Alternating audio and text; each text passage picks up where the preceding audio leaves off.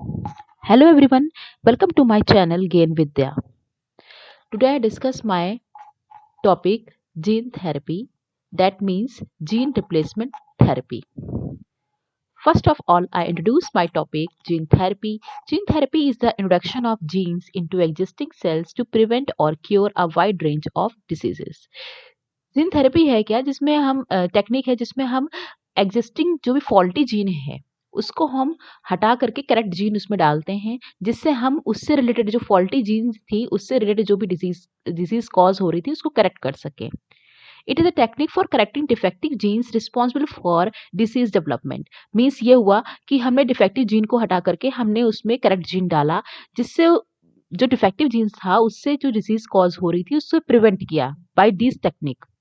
The first approved gene therapy experiment occurred on September 14, 1990. First time ये experiment conduct किया गया था 14 सितंबर 1990 में यूएस में किया गया था और ये एक्सपेरिमेंट 4 ईयर गर्ल चाइल्ड पर किया गया था जिसका नाम था स्थानीय डी सलाइवा जो स्किट डिसऑर्डर से प्रभावित थी जिसमें ये था कि उसके पास एडीए एंजाइम है वो डिसऑर्डर हो रहा था. उसका एडीए एंजाइम नहीं बन रहा था.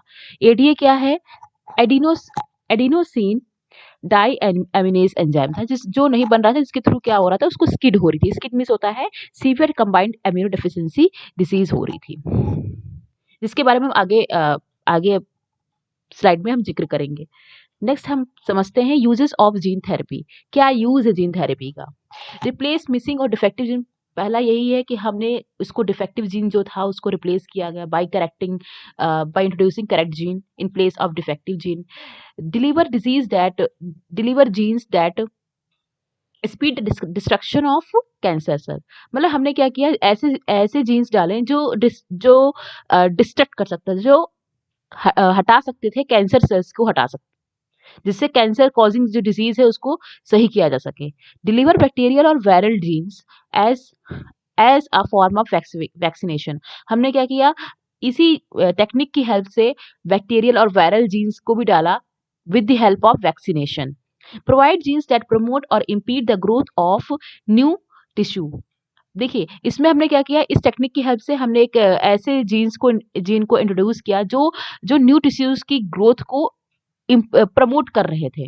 Deliver genes that stimulate the healing और डैमेज टिश्यू. इस ऐसे जीन्स को हमने डिलीवर किया जो स्टिमुलेट कर रहा था जो डैमेज टिश्यू हमारे बॉडी में बहुत सारे होते हैं उसको रिपेयर करने के लिए रिस्पॉन्सिबल थे. तो मीन्स ये जीन थेरेपी के अलग अलग यूजेस हैं. Types of gene therapy. Types of gene therapy हम देखेंगे दो तरह के टाइप्स है जिसके थ्रू हम जीन थेरेपी को कंडक्ट करते हैं. पहला है somatic cell gene therapy and second is germ line gene therapy. Somatic cell gene therapy क्या है? Therapeutic genes transferred into the somatic cells. इसमें क्या करते हैं इसमें ये करते हैं कि हम जो भी सोमैटिक सेल्स होते हैं बॉडी में बहुत सारे सोमैटिक सेल्स होते हैं जैसे ब्लड सेल है बोन मैरो है ठीक है बोन मैरो सेल्स है स्किन सेल है उसमें हम जीन को इम्प्लीमेंट करते हैं मतलब ट्रांसफर करते हैं इंट्रोडक्शन करते हैं. जो करेक्ट जीन है इन प्लेस ऑफ फॉल्टी जीन हम क्या करते हैं जो इन सेल्स में प्रेजेंट होते हैं जो सोमैटिक सेल्स में प्रेजेंट होते हैं उसमें हम इंट्रोड्यूस करते हैं. विल नॉट लेकिन इसमें एक ये भी है कि will not be inherited later generation. Means हम ये इस जीन को करेक्ट तो कर सकते हैं जो सोमैटिक जीन में सेल्स में जो भी जीन प्रेजेंट है उसको हम करेक्ट तो कर सकते हैं लेकिन ये सिर्फ स्पेसिफिक जनरेशन की में होगा मतलब जिसमें हमने करेक्ट किया है उसी जनरेशन में होगा. ये पास आउट नहीं होगा नेक्स्ट जनरेशन में ये पास आउट नहीं होगा. मीन्स हमने डिसीज को क्योर किया है सिर्फ एक ही जनरेशन में. नेक्स्ट जनरेशन में वो डिसीज क्योर नहीं देखने को मिलेगा. मतलब फर्दर उसकी जनरेशन होगी जो भी पेशेंट है उसकी आने वाली जनरेशन है उसमें वो डिसीज फ्री नहीं होगा. ठीक है. At present all researches direct to correct gene defects in somatic cell. मतलब बहुत सारे जो इस समय चल रहे हैं वो सोमैटिक सेल्स में ही हम डिफेक्ट जीन को करेक्ट किया जाता है लेकिन उसका बस यही एक है साइड इफेक्ट है कि हम उसे नेक्स्ट जनरेशन में हम पास ऑन नहीं कर सकते. Germ line gene therapy. Next is germ line gene therapy जो इसी पर बेस्ड है लेकिन यहाँ पर हमने क्या किया जर्म सेल्स में हमने डिसीज को क्योर किया. मतलब जो भी डिफेक्टिव जीन था वो जर्म सेल में था उसमें हमने क्या किया इंट्रोड्यूस किया करेक्ट जीन को इंट्रोड्यूस किया in the germ cell. Germ cell means in eggs and sperm, मतलब हमने इंट्रोड्यूस किया, करेक्ट जीन को इंट्रोड्यूस किया एग और स्पर्म में। इसके थ्रू क्या हुआ कि जो भी आने वाली जनरेशन है, मतलब एक वो जनरेशन तो सही हो ही रही है, मतलब वो डिसीज से प्रिवेंट हो ही रही है, लेकिन आने वाली जनरेशन भी डिसीज फ्री होगी, ठीक है। ये लेकिन इसका ये भी एक है कि for safety, ethical and technical reason की वजह से ये, मतलब बहुत सारे टेक्नोलॉजीज हैं जिसके एथिकल हैं और सेफ्टी रीजन की वजह से ये जर्म लाइम थेरेपी हम कंडक्ट नहीं कर सकते हैं, ठीक है। इट इज नॉट पॉसिबल, ठीक है, एट प्रेजेंट अटेम्प्ट। अब आते हैं अप्रोचेस इन जीन थेरेपी। अप्रोचेस इन जीन थेरेपी, दो तरह के अप्रोचेस से हम जीन थेरेपी को कंडक्ट कर सकते हैं। First is x Vivo and second is in vivo. X Vivo क्या होता है, जिसमें हम जीन को, मतलब करेक्ट जीन को ट्रांसफर करते हैं। कुछ प्रोसेस हमने क्या किया, लेबोरेटरी में करेक्ट किया, आउटसाइड द बॉडी, मतलब बॉडी ऑफ द ऑर्गेनिज्म हमने कुछ प्रोसेस को, मतलब जैसे हमें सेल्स का फॉर्मेशन करना है तो हमने इसको लेबोरेटरी में किया, हाफ प्रोसेस हमने लेबोरेटरी में कंडक्ट की, देन इसके बाद हमने उसको एडमिनिस्टर किया किसमें, बॉडी में, ऑर्गेनिज्म की बॉडी में एडमिनिस्टर किया। मतलब आधी प्रोसेस हमने लेबोरेटरी में कंडक्ट की, फिर इसके बाद हाफ प्रोसेस, देन इसके बाद हमने सेल्स को जो प्रिपेयर किया, फिर इसके बाद सेल्स के अंदर जो जीन था, करेक्ट जीन है, उसको प्रिपेयर करके हमने ऑर्गेनिज्म की बॉडी में, पेशेंट की बॉडी में डाला। ये इसको हम कहेंगे x Vivo. Next is in vivo. In vivo में क्या हुआ कि हमने डायरेक्ट इसको एडमिनिस्टर कर दिया किसके अंदर, पेशेंट की बॉडी में। मतलब जो भी हमने डिफेक्टिव जीन था उसको उठा करके हमने किसमें, डिफेक्टिव जीन को हटा करके हमने जो करेक्ट जीन था वो डायरेक्टली हमने पेशेंट की बॉडी में इंट्रोड्यूस कर दिया, ठीक है। तो ये दो अप्रोचेस की वजह से हमने, अप्रोचेस की हेल्प से हमने जीन थेरेपी एक्सपेरिमेंट कंडक्ट किया जाता है, जो एक्स वीवो और इन विवो। अभी हम आगे पढ़ेंगे, एक्स वीवो का एक एग्जाम्पल लेंगे और इन विवो का एग्जाम्पल लेंगे। Example of x Vivo gene therapy. अब जैसे हमने अभी आगे पहली सेकंड स्लाइड में हमने डिस्कस किया था, एक डिसऑर्डर था स्किड नाम का, जो ये फर्स्ट टाइम एक्सपेरिमेंट कंडक्ट किया गया था 1990 में।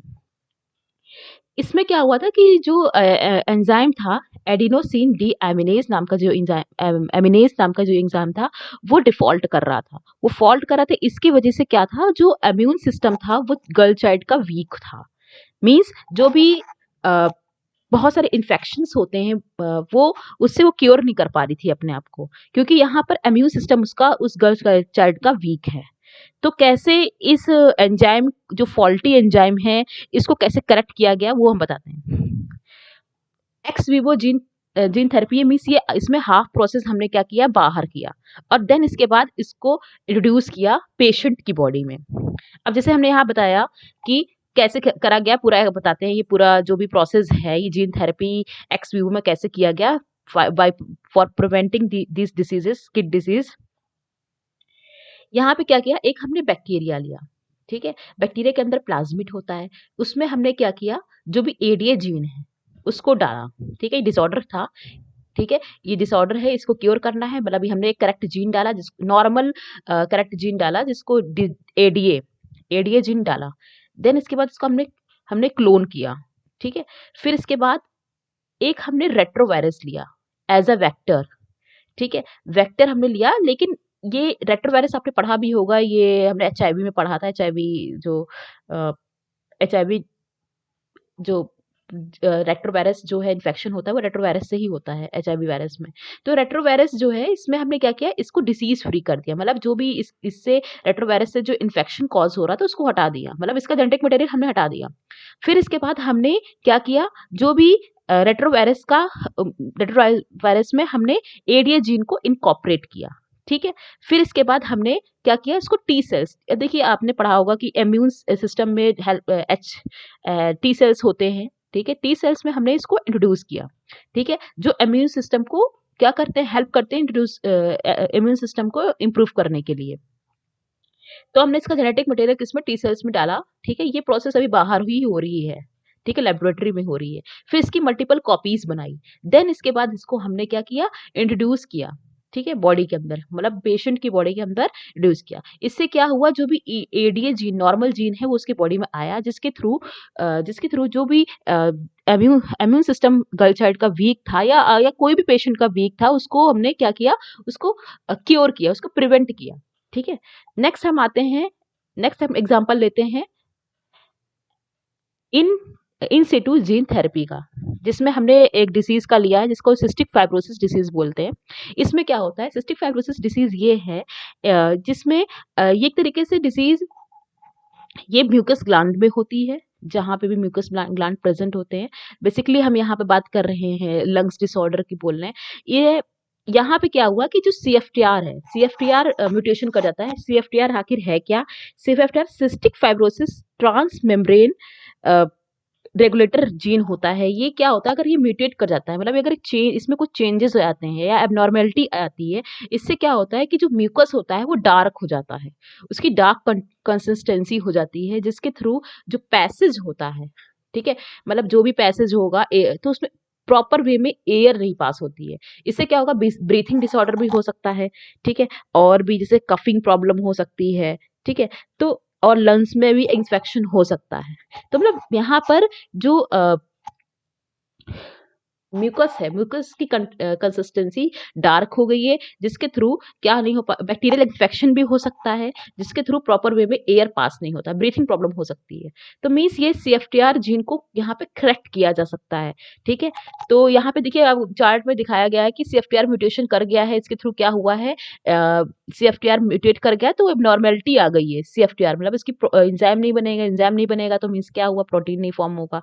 इसके थ्रू क्या होगा, एयर सरफेस जो होगा वो लिक्विड डिप्लीकेशन हो जाएगा, मतलब वहां पर लिक्विड कंसिस्टेंट मतलब डार्क हो गया तो मतलब एयर पास नहीं हो पाएगी। Next is defective mucociliary transportation, वो है वो ब्लॉक हो जाएगा। म्यूकस एक्युमुलेशन हो जाएगा, मतलब यहाँ पर एक्युमुलेट कर गया म्यूकस, डार्क रहेगा तो मीन्स एक्युमुलेट कर जाएगा, जिसके थ्रू वो आगे पास आउट नहीं हो पाएगा और उसमें बैक्टीरियल इन्फेक्शन भी हो सकता है और एयरवे इन्फ्लेमेशन भी हो सकता है, ठीक है। तो एक तरीके से यहाँ पे लंग टिश्यू डैमेज कर जाएगा, ठीक है, लंग डिसऑर्डर हो सकता है। तो मीन्स यही है कि इसमें हमने क्या किया, अब यहाँ पे हम जीन थेरेपी की हेल्प से, ठीक है, जीन थेरेपी की हेल्प से हमने क्या किया, इंट्रोड्यूस किया क्या, यहाँ पर हमने CFTR करेक्ट जीन को रिड्यूस किया। इसके थ्रू क्या होगा, जो भी CFTR जो म्यूटेट कर गया था उसमें करेक्ट जीन हमने इंट्रोड्यूस किया, डायरेक्टली इंट्रोड्यूस किया, क्योंकि ये इन सीटू प्रोसेस है। इन सीटू प्रोसेस है, मतलब हमने यहाँ पर CFTR की करेक्ट जीन को रिड्यूस किया, जिसके थ्रू क्या हुआ, जो करेक्ट जीन की हेल्प से जो भी एबनॉर्मेलिटीज शो कर रही थी डिफेक्टिव जीन में, उसको करेक्ट करने के बाद जो भी CFTR जीन की एबनॉर्मेलिटी है उसको करेक्ट करके इस इन्फेक्शन को हमने क्या किया, प्रिवेंट किया, ठीक है। तो ये हमने दो एग्जाम्पल बताए हैं। एग्जाम्पल फर्स्ट इज आपने अभी देखा, एक एडीए डिसीज थी या स्किड डिसीज कह सकते हो। Next is cystic fibrosis. तो दो टेक्निक्स की हमने यहाँ पे हेल्प के लेकर के आपको समझाया कि जीन थेरेपी कैसे आजकल टेक्निक इसका यूज किया जा रहा है। वैसे फर्दर बहुत सारे इसके यूजेस भी हैं, ठीक है। तो आज के लिए इतना ही। Thank you.